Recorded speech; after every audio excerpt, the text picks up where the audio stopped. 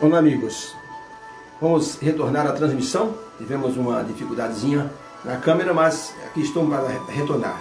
Eu prefiro reiniciar porque com isso os senhores conseguem, na visualização, ver tudo o que está acontecendo e aquilo que estamos falando. Estamos hoje falando sobre como transformar tristeza em esperança. E tristeza é um sentimento que todo mundo tem.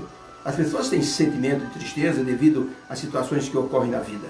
O que vai mudar nosso foco de tristeza é justamente a forma como olhamos as situações da vida. Dois irmãos estavam num campo de batalha, para os senhores terem uma ideia. Os dois estavam na mesma trincheira, na mesma valeta. Era uma noite chuvosa. Um deles conseguiu, ali com a capa, colocar-se embaixo dessa capa e começou a escrever com a lanterna uma carta para os pais. E colocou: meu pai, minha mãe, estamos no meio da guerra. O local aqui é horrível, terrível. Não conseguimos ver nada. Tem muita lama, tem muita coisa ruim. Não conseguimos ver nem mesmo o céu. Está terrível. Eu, por mim, sairia daqui agora, mas não consigo. O outro irmão também conseguiu escrever no mesmo instante uma carta para o pai. E diz: querido papai, estamos no meio da guerra. Está chovendo. Mesmo assim eu consigo ainda avistar que existe por trás das nuvens um céu estrelado. Olha, pai, o lugar aqui é um lugar pitoresco. Durante o dia mostra-se de uma exuberância maravilhosa. Há pássaros cantando durante o dia.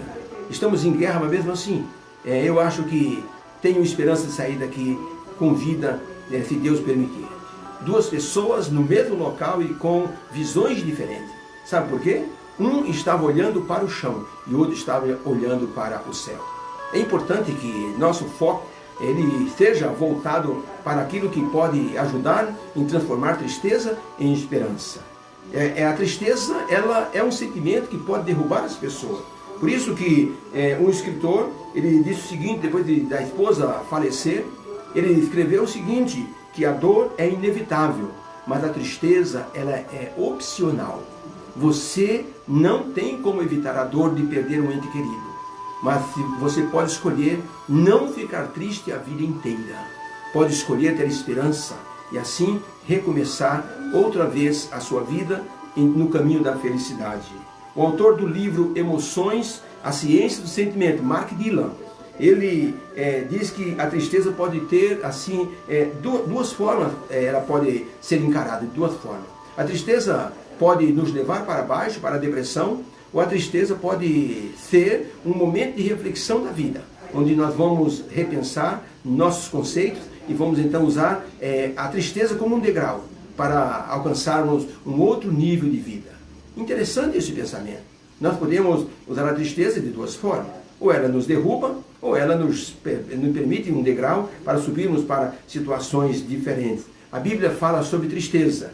E alguns episódios da Bíblia mostram que algumas pessoas não souberam, assim, superar a tristeza. E, pelo contrário, foram engolidos pela tristeza. Mas Deus nos mostra, através de alguns exemplos, como algumas pessoas superaram a tristeza e transformaram a tristeza em esperança. Neemias capítulo 1, verso 4, mostra isso. O livro de Neemias diz assim: tendo eu ouvido essas palavras, sentei-me e chorei, e lamentei-me por alguns dias, e continuei a jejuar e orar perante o Deus do céu. Perceberam como é interessante a forma como a pessoa encara a tristeza? Neemias disse: olha, eu tive uma notícia triste, eu ouvi algumas palavras tristes, e eu então sentei-me e chorei, e lamentei-me por alguns dias, e continuei a jejuar perante o Deus do céu. Queridos amigos, a reação de Neemias foi uma reação natural de uma pessoa que esperava um outro tipo de notícia. Neemias pediu que um homem chamado Ananias fosse até Jerusalém e fizesse um levantamento de como estava a cidade de Jerusalém. E quando ele soube que a cidade de Jerusalém estava destruída, queimada a fogo, os muros derrubados, Neemias ficou extremamente desolado. E ele disse: não é possível. E ele não via solução para o problema. Às vezes nós nos sentimos assim, quando as coisas acontecem de forma tão imediata, contundente, quando nós nos sentimos assim, fechados em uma situação circunstancial, muitas vezes nós caímos numa tristeza como Neemias caiu. Uma coisa que aconteceu e ele não conseguia haver solução para o problema. Então ele teve que tomar uma difícil decisão. O que fazer para resolver o problema? Como transformar uma tristeza em esperança? Jerusalém destruída, eles sem recurso, o povo pulverizado, o povo estava cativo em Babilônia e separado, espalhado em muitos lugares. A nação judaica tinha sido pulverizada e ele não via solução para o problema. Como retornar? Como arrumar material para reconstruir? Onde ele encontraria pessoas que pudessem ajudar na reconstrução? E sem essa solução, Neemias sentiu-se extremamente triste e resolveu que ele não iria mais ficar alegre. A alegria fugiu do coração de Neemias. Queridos, quando estamos tristes, não conseguimos sequer pensar. Não conseguimos ter um direcionamento, mas precisamos ter esperança. Por isso Deus nos ensina que é possível transformar tristeza em esperança. No livro de Romanos 5, verso 5, o apóstolo Paulo diz assim: a esperança não desaponta, porque o amor de Deus foi derramado em nosso coração pelo Espírito Santo. A esperança não desaponta, porque o amor de Deus foi derramado em nossos corações pelo Espírito Santo. Quando a pessoa está triste, a pessoa geralmente ela tem medo. E o medo conduz à depressão, conduz ali a pessoa a um estresse profundo. Alguns cientistas fizeram uma experiência com alguns ratos, e eles pegaram então 5 ratinhos, colocaram dentro de um tanque com água, era uma espécie de um tonel liso, e os ratinhos nadaram durante 5 horas. Estavam em condições normais, eles estavam bem tratados, comendo numa gaiolinha, vivendo num cercadinho, e eles pegaram esses 5 ratinhos que estavam vivendo em condições normais e colocaram dentro da água, e os ratinhos nadaram, tentando achar uma solução para se salvar, mas não havia nenhum tipo de local onde eles pudessem subir, ou agarrar-se, ou subir naquele tonel. Eles lutaram durante 5 horas, até que foram perdendo as forças, e quando os cientistas perceberam que eles iam morrer, eles recolheram com uma peneira e colocaram eles de novo naquele habitat deles, para que eles pudessem se recuperar. Quando os ratinhos se recuperaram, depois de uns 15 dias, eles resolveram submeter os ratinhos a outro teste. Colocaram os ratinhos dentro de uma gaiola e soltaram 3 gatos. E os gatos tentavam abocanhar os ratinhos dentro da gaiola. E os ratinhos corriam de um lado para o outro, num desespero crescente. Assim foi instalado o estresse e o medo nos ratinhos. Os cientistas pegaram os ratinhos e colocaram dentro daquele tanque com água, daquele tonel com água. Os ratinhos agora estavam estressados, com medo. Eles nadaram durante 1 hora e entregaram os pontos e morreram afogados. O estresse, o medo, provocou a falta de resistência. Quando a pessoa está triste, geralmente a pessoa é levada ao medo, é levada ao estresse e muitas vezes à depressão. Dizem os especialistas em comportamento humano que uma pessoa pode viver alguns dias sem comer, pode viver poucos dias sem beber água, pode viver alguns minutos sem respirar, mas não pode viver 1 minuto sequer sem esperança. Eles testaram 25 mil pessoas que foram prisioneiros de guerra e descobriram que essas pessoas só sobreviveram porque tinham ou tiveram alguma esperança de que seriam libertos no coração. Eles tinham essa esperança, por isso aguentaram os horrores da guerra. A pergunta agora é: você está sem esperança? Tem você passado por situações adversas que não lhe dá condições de ter esperança? Tem tido tristeza uma atrás da outra? Então aqui estão alguns pontos que nos ajudam a transformar tristeza em esperança. O primeiro ponto é: use a oração em primeiro lugar. Esse deve ser um ponto importante. Aprendamos a usar a oração. A oração é uma ferramenta que o cristão, que qualquer pessoa pode utilizar. No momento em que a pessoa está numa situação delicada, use a oração. Neemias usou a oração. Diz a Bíblia que ele orou a Deus dizendo, Neemias 1, versos 5 e 6, ele disse assim: ó Senhor Deus do céu, Deus grande e temível, que guardas o pacto e usa de misericórdia para com aqueles que te amam e guardam os teus mandamentos.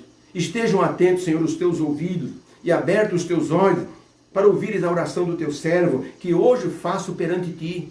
E no verso 11 diz assim: ó Senhor, estejam atentos os teus ouvidos e a oração do teu servo, e a oração dos teus servos que se deleitam em temer o teu nome, e fazem prosperar, Senhor, esse teu servo. Dá-lhe graça perante este homem, que eu estou nesse momento. E ele completa: era eu então o copeiro do rei.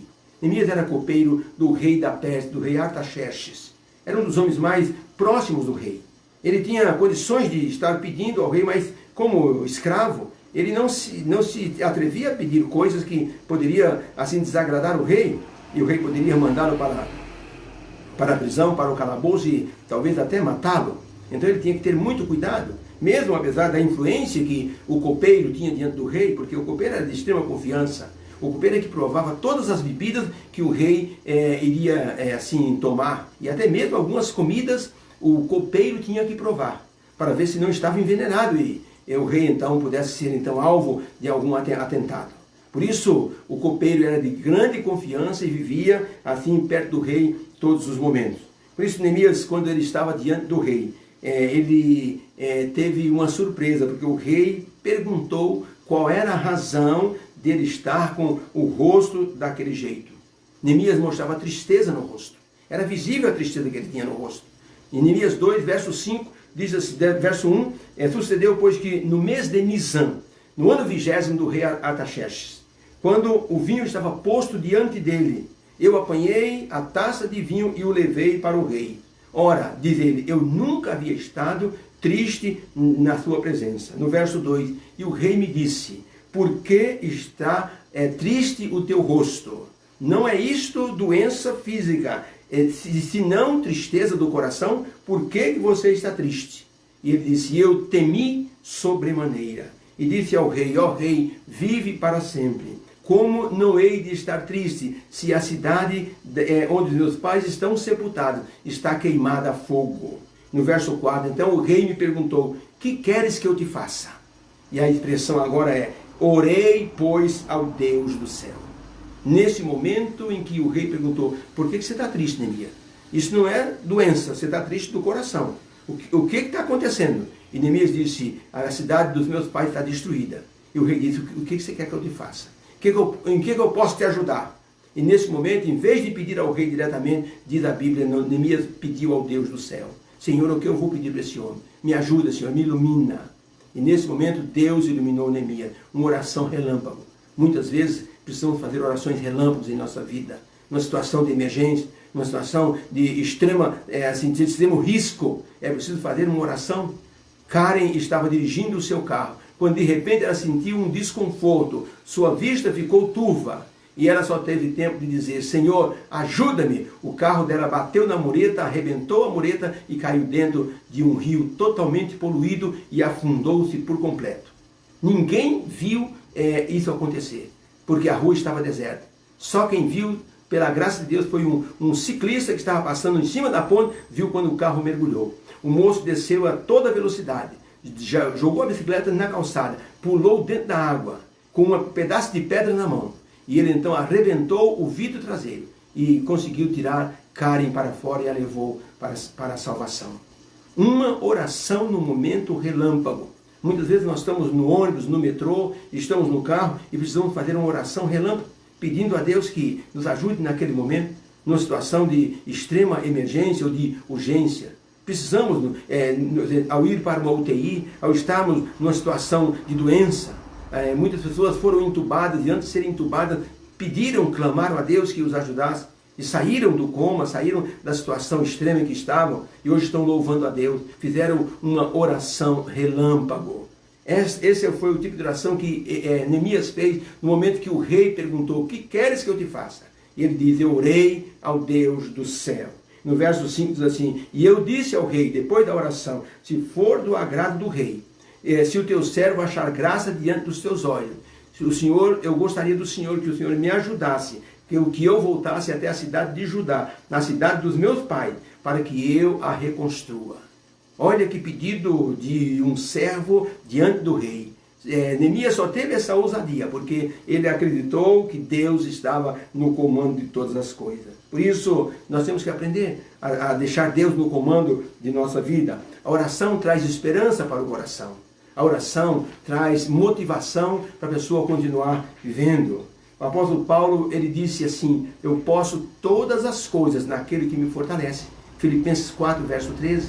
Mesmo diante de tudo que Paulo sofreu, das perseguições, das lutas, da prisão, dos açoites, do maltrato, ele dizia, eu posso todas as coisas naquele que me fortalece. Antes de fazer qualquer coisa, por mais simples que seja, tome um tempo para orar primeiro. Isso vai ser muito saudável para a sua vida espiritual e para a sua vida pessoal.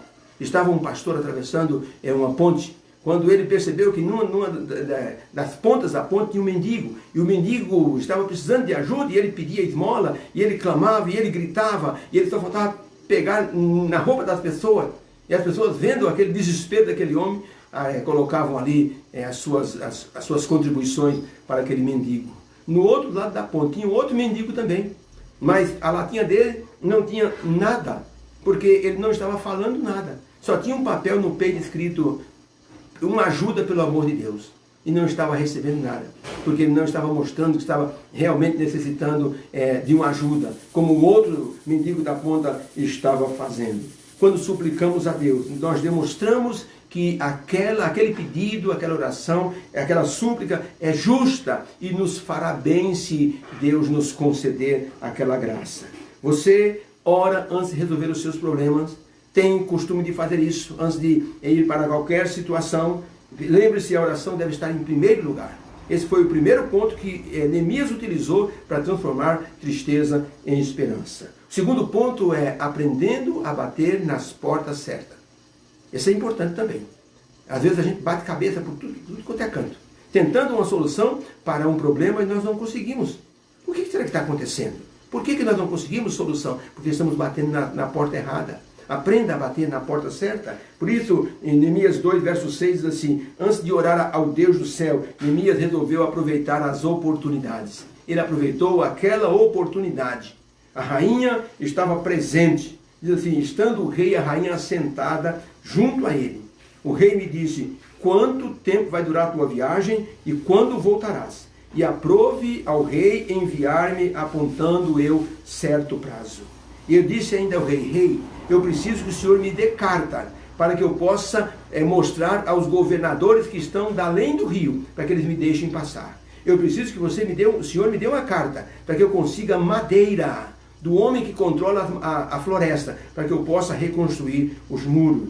E o rei me deu, além dos materiais, uma escolta para me proteger até onde eu estava indo. Queridos, Neemias aproveitou essa oportunidade maravilhosa. O rei não só permitiu sua ida, como patrocinou a ida dele ali para Jerusalém para fazer a reconstrução. Colossenses 4, verso 5, o apóstolo Paulo diz assim: andai em sabedoria, para com aqueles que estão de fora, usando bem cada oportunidade. É importante você usar a oportunidade que Deus lhe dá. Jesus prometeu que se nós tivermos iniciativa de batermos na porta certa, com certeza elas vão acontecer. Ele usou a expressão dizendo: batei e abrir-se-vos-á, pois quem bate, a porta abrir-se-lhe-á. Queridos, precisamos parar de ficar lamentando. Precisamos parar de ficar assim batendo em portas que não dão resultado algum. É preciso reconhecer que uma porta tem a sua eficácia. Muitas vezes a pessoa quer fazer um empreendimento, quer abrir uma porta, um negócio, um comércio, e fica com medo, não sabe o que fazer. Bate em porta errada, pede conselho para quem não tem experiência nenhuma. É preciso bater na porta certa. É contada uma história que um rei no passado, muito cruel, ele fazia o seguinte: ele pegava os prisioneiros, colocava dentro de uma sala grandona e colocava 20 arqueiros. E do lado direito tinha uma porta grande chamada Porta Negra. Essa porta tinha um esqueleto grudado na porta. A maçaneta era feita da mão do esqueleto, ela era toda borrada de sangue e tinha um cheiro horrível.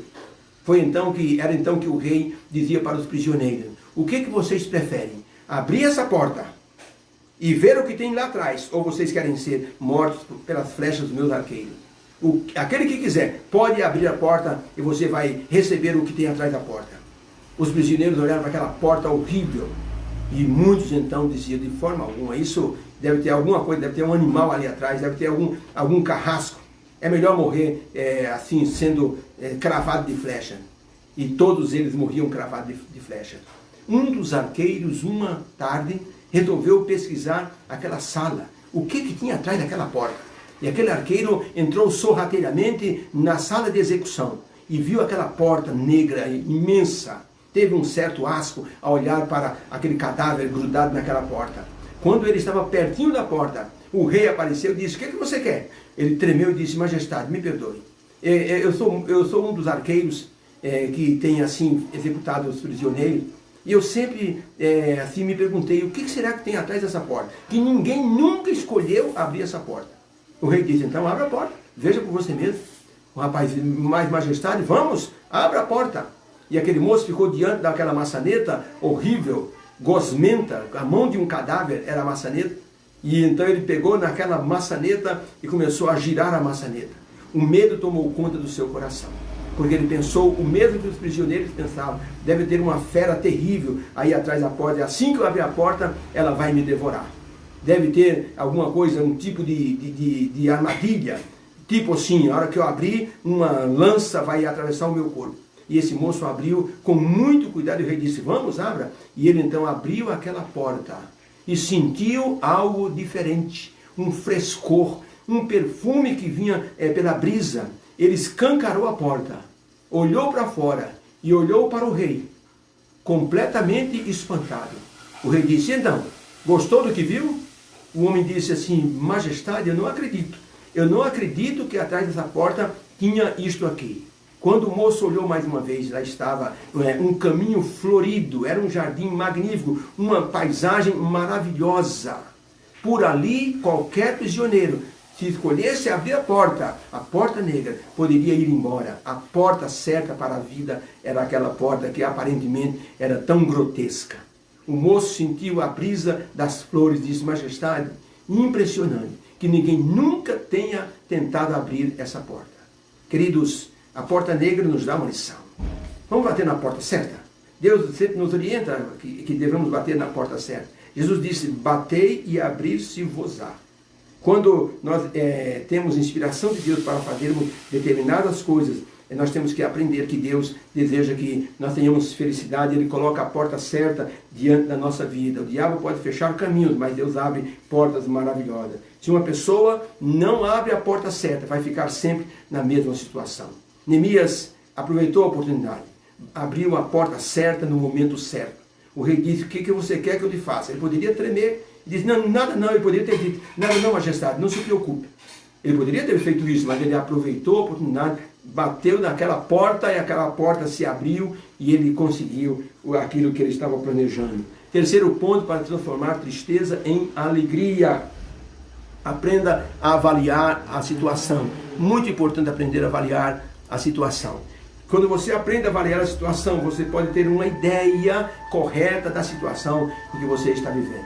Se você não avalia a situação, pode entrar em pânico, porque você não sabe o que vai acontecer. Sabe o que aconteceu na questão de Neemias? Neemias avaliou o que é que ele ia fazer. Quando ele chegou em Jerusalém, ele disse: sabe uma coisa, eu preciso avaliar o que é que eu preciso fazer. Antes de eu falar para qualquer pessoa, porque opositores e inimigos todo mundo tem. As pessoas que querem estragar aquilo que nós estamos pensando e planejando, sempre vai ter em nossa vida. Por isso que existe na literatura espanhola um livro chamado Dom Quixote. Nesse livro, Dom Quixote, esse livro foi escrito por Miguel de Cervantes. Dom Quixote era um cavaleiro andante que ele resolveu, em sua loucura, lutar contra os moinhos de vento, pensando que fossem dragões. Ou seja, é uma situação louca de quem não avalia a situação. E é isso que Deus quer evitar, que a gente fique lutando contra moinhos de vento, batendo em ponta de faca ou malhando em ferro frio, e não vai surgir nada daquela situação. Neemias foi até Jerusalém, e ali ele, assim, pessoalmente vistoriou tudo. Diz a Bíblia que ele saiu de noite, sozinho, vistoriou tudo antes de falar com qualquer pessoa, para que não houvesse oposição dos planos que ele estava pensando em fazer para Jerusalém. Às vezes é uma situação que a pessoa não sabe o que está acontecendo, entra em pânico. Eu me lembro que uma vez eu fui buscar um carro, estava numa oficina, mas como era rodízio do meu carro, eu precisava buscar aquele carro na oficina. O rapaz me ligou e disse: seu Gilberto, seu carro está pronto, eu vou fechar às 5 horas, e já está chovendo e o senhor tem que vir buscar o carro. Eu pensei: e agora? Eu estou com o meu carro, eu estou com um carro, um Vectra, e eu precisava pegar o Celta. Como é que eu vou pegar o Celta e o Vectra? Só se eu levar o Vectra em casa, deixo o Celta no meio da rua e volto para pegar esse. Mas a distância era muito longa. Ele disse: não vai dar certo. Sabe o que eu vou fazer? Eu vou levar os dois carros ao mesmo tempo. eu resolvi levar os 2 carros ao mesmo tempo para casa. Eu tirei o carro da oficina, deixei o meu carro, o Vectra, a 1 km, voltei, peguei o Celta e passei 1 km na frente do Vectra. Voltei pela calçada, peguei o Vectra e dirigi 1 km na frente do Celta. Voltei, peguei o Celta e joguei 1 km na frente do Vectra. E fui então fazendo essa manobra. Uma mulher estava na calçada, estava chovendo. E eu então desci, da primeira vez que ela passou por mim, eu passei por ela, eu havia deixado o Vectra lá na frente. Eu voltei de guarda-chuva e passei pela mulher com um menininho que ela estava no colo. Passei por ela, ela olhou para mim e eu segui, peguei o Celta, dirigi na frente do Vectra, deixei lá. Desci do Celta, já escuro, e passei pela mulher de novo. Ela me olhou a segunda vez. Ela não sabia o que eu estava fazendo. Eu entrei no Vectra, que estava todo com isso, um filme. Ela olhou para trás, não me viu mais, ficou assim, meio espantada. Eu peguei o Vectra e dirigi 1 km na frente do Celta. Desci do Vectra para voltar para pegar o Celta. Passei pela mulher pela 3ª vez. Ela me olhou de novo, agora com o olho mais arregalado. Eu entrei dentro do Celta e joguei o Celta, levei o Celta lá na frente do Vectra, mais 1 km. Desci do Celta e voltei para pegar o Vectra. Passei pela mulher pela 4ª vez. Gente, a hora que eu entrei dentro do Vectra, todo isso filmado, não dava para ver nada. A mulher olhou para trás. E eu vi que ela olhou para os pelos do braço dela, como dizer, estou toda arrepiada. Eu levei o Vectra lá na frente do Celta. A hora que eu voltei pela 5ª vez e passei pela mulher, essa mulher arregalou um olho, mas de uma expressão de medo tão grande, jogou o guarda-chuva, grudou com sua criança no colo e saiu numa carreira tão grande que eu fiquei com dó da mulher. Eu pensei em ir atrás dela, mas eu pensei, ela deve pensar que eu sou alguma assombração, porque eu já passei por ela 5 vezes e ela não me vê, eu assim, voltando ou entrando no carro. Então eu pensei, sabe o que é isso? É porque a pessoa não sabe o que está acontecendo, não avaliou a situação. Neemias avaliou a situação, foi até Jerusalém e ele então planejou, e quando foi pela manhã, reuniu o povo e disse o que que ele ia fazer, da avaliação que ele havia feito. E diz assim no livro de Neemias, capítulo 2, verso 18, e por causa do meu relatório, fortaleceram-se as mãos de todas as pessoas para a obra que teríamos que fazer. Se Neemias tivesse transmitido a tristeza que estava no coração dele ao ver a cidade daquele jeito, o povo ficaria desanimado. O que é que Neemias fez? Neemias, ao invés de falar de sua tristeza, avaliou a situação, disse o plano de reconstrução e dessa forma as pessoas se fortaleceram para começar uma obra, se animaram, se motivaram. Muitas vezes precisamos de uma avaliação correta para definirmos o que está acontecendo em nossa vida. Um homem foi ao médico e disse, doutor, dói aqui, doutor, dói aqui, doutor, dói aqui. O médico diz, mas é muita dor, dói aqui, dói nas costas, doutor. Diz, me dá aqui o seu dedo.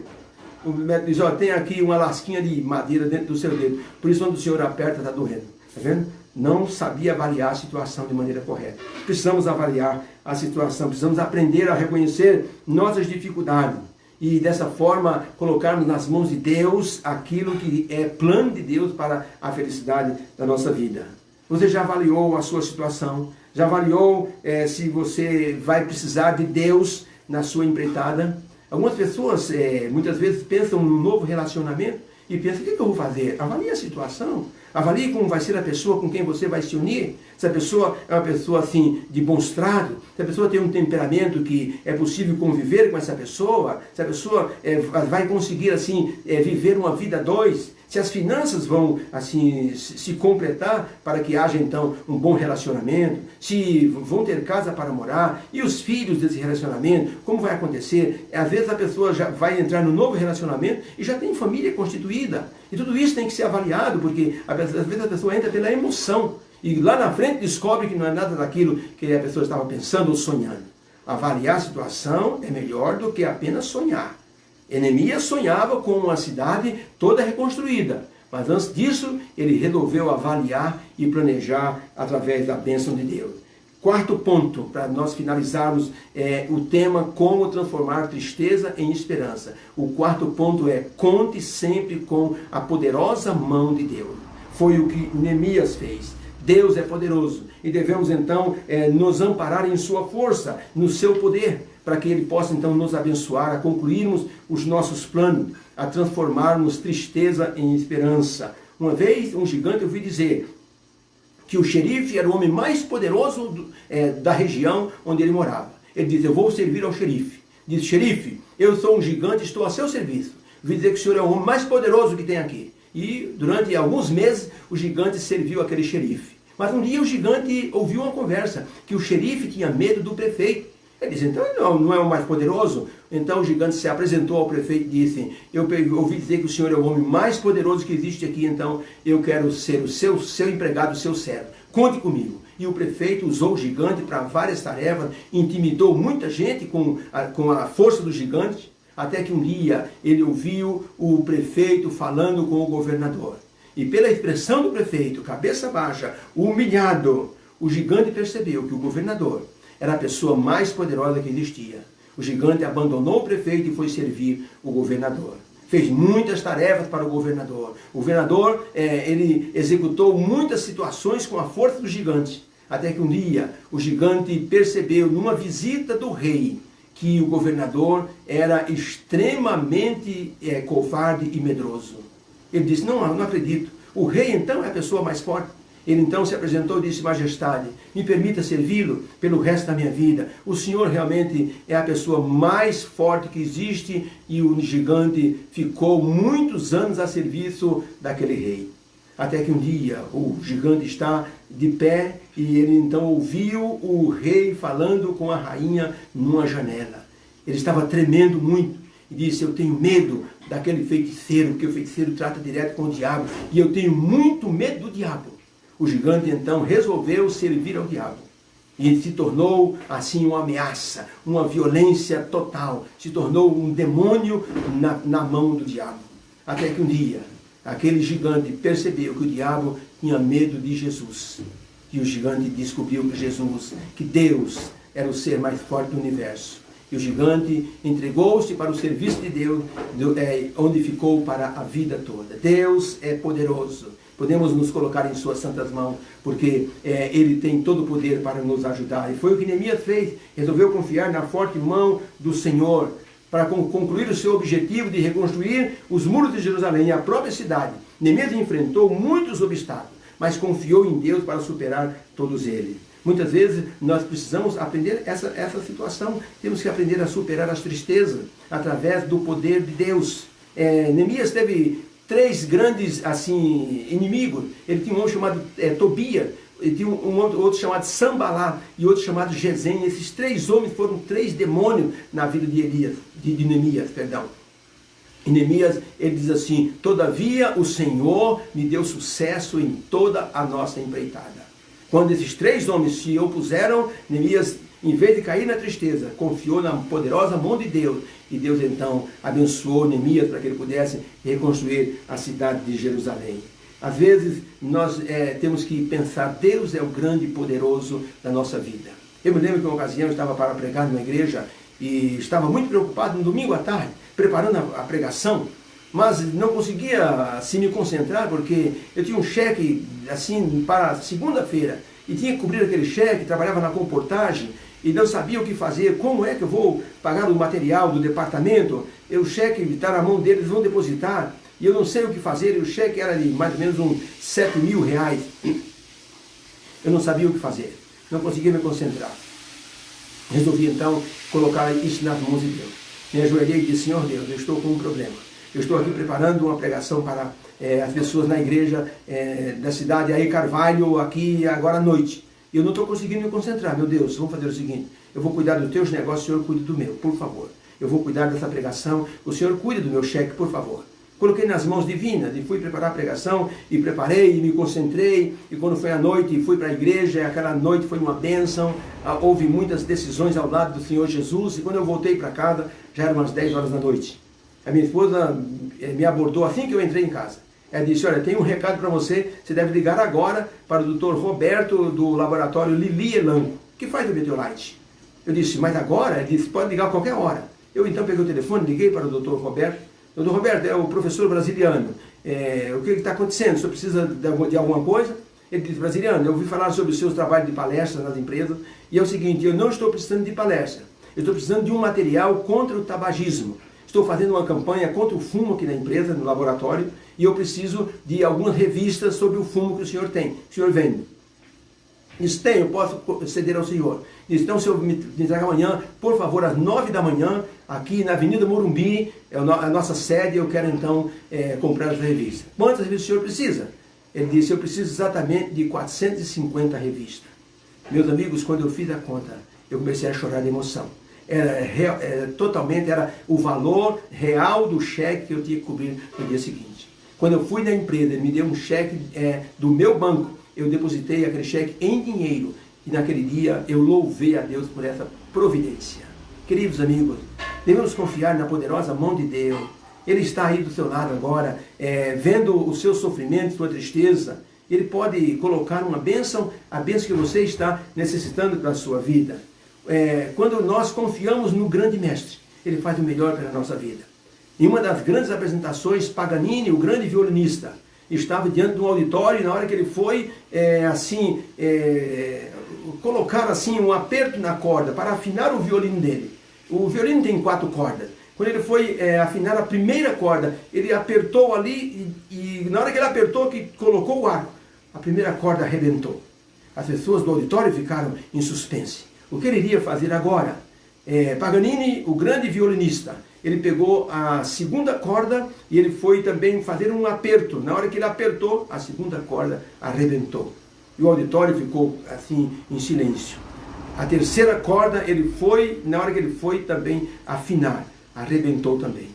E o público ficou ali estupefato. E agora? O que Paganini vai fazer? Senhores, com uma corda só, Paganini, ele executou a música que ele iria tocar diante do auditório. E as pessoas se levantaram e aplaudiram aquele homem de pé. Sabe por quê? Porque ele era o mestre. Nas mãos do mestre, nosso violino, o violino da nossa vida, pode ter uma corda só. Nenhuma corda. Deus vai tirar uma melodia maravilhosa da nossa vida. Basta confiarmos no poder do mestre. E ele vai fazer o melhor por todos nós. Eu quero concluir dizendo aos senhores que Neemias conseguiu vencer a tristeza em seu coração e transformar o desespero do povo em esperança. Graças a isso ele conseguiu restaurar a cidade de Jerusalém. Foi uma bênção. Neemias viu naquela experiência o poder de Deus controlando todas as coisas. No livro de Romanos 15, verso 1, está escrito assim: ora, o Deus da esperança vos encha de todo gozo e paz na vossa fé, para que vocês sejam cheios de esperança pelo poder do Espírito Santo. Que Deus conceda a você a bênção desse desejo do apóstolo Paulo. O Deus da esperança vos encha de todo gozo e paz na vossa fé, para que vocês possam ser ricos de esperança pelo poder do Espírito Santo. Por isso, meu pensamento e meu conselho a todos nós: nunca desanime. Mesmo que tudo pareça assim, não ter nenhuma solução, mesmo que não haja nenhuma chance de resolver um problema, não desanime, porque para Deus nada é impossível. Lembre-se disso: se Deus pretende fazer alguma coisa maravilhosa, Ele começa primeiro com um problema. Se Deus deseja fazer algo espetacular, Ele começa com uma impossibilidade. E se Deus quer fazer um milagre, Ele começa com algo que não existe. Ele cria a situação de esperança. Então não deixe o desespero tomar conta do seu coração, porque Deus pode transformar nossa tristeza em esperança. Deus pode transformar derrota em vitória. Deus pode transformar perdas em ganho. Sempre acreditei nisso e gostaria de transmitir essa verdade, essa motivação para a vossa vida nessa transmissão. Quando Neemias pensou em reconstruir os muros, estava pensando em proteger aquela cidade. E hoje, para nós, simbolicamente, reconstruir os muros significa proteção. Deus quer que você reconstrua, que você coloque proteção em volta de você, da sua família, dos seus negócios, do seu casamento, dos seus filhos, do seu relacionamento. Comece a pensar numa reconstrução. Talvez seja a hora de você pensar numa reconstrução. Deus quer que você transforme com sua ajuda tristeza em esperança. Por isso, ore a Ele primeiro. Use a oração como primeira coisa. Segundo, bata nas portas certas. Terceiro, avalie a situação. E quarto, você deve confiar no poder de Deus. Que haja uma bênção para a sua vida e para todos nós. Obrigado pela atenção. Que Deus possa ajudá-lo. Me permita fazer uma oração, por favor. Senhor Deus querido e Pai amado, quero agradecer ao Senhor por esse momento de transmissão. Meu Deus, eu peço que abençoe essa pessoa que está assistindo, que haja tristeza nesse coração, que está me assistindo, e eu peço ao Senhor que abençoe de maneira plena esta vida, para que esse teu filho, essa tua filha, alcance o sucesso, a bênção desejada, através dos 4 pontos que aqui falei, de que a pessoa ore em primeiro lugar, de que a pessoa bata na porta certa, de que a pessoa avalie a situação e de que a pessoa possa confiar em Ti como grande Deus poderoso que nos ajuda. Entrego todos eles em Tuas mãos, em nome de Jesus. Amém.